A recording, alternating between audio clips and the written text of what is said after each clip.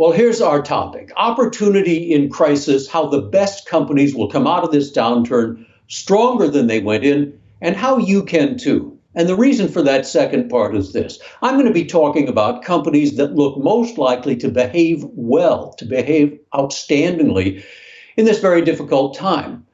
But the truth is, the things they do, the advice that they are following, it turns out to be really good advice for the rest of us as well. So I'll be talking mostly about companies and what they're doing. But at the same time, I'm talking about you and me and the things we can do to make sure we come out of this stronger than we went in also.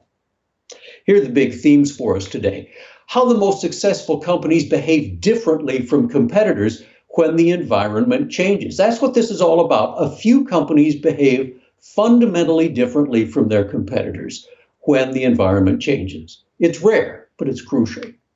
How the pandemic is accelerating trends, all kinds of trends, especially digital.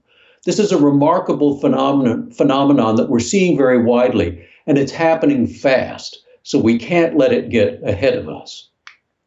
How successful companies are innovating their business models. This is something we're seeing already in this pandemic crisis, that the few companies that perform best are able to innovate the business model. That is, the way, in effect, that they get paid.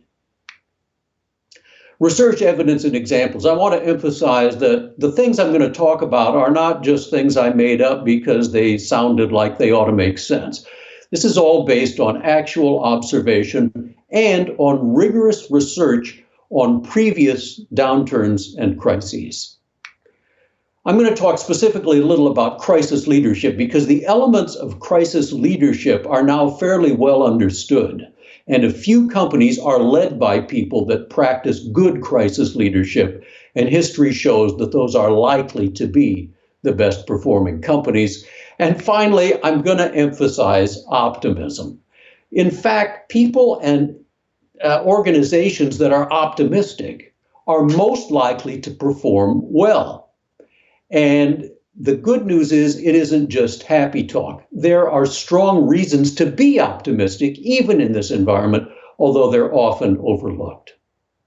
So why am I talking about all these great opportunities in a time that is, after all, pretty difficult in the United States and around the world?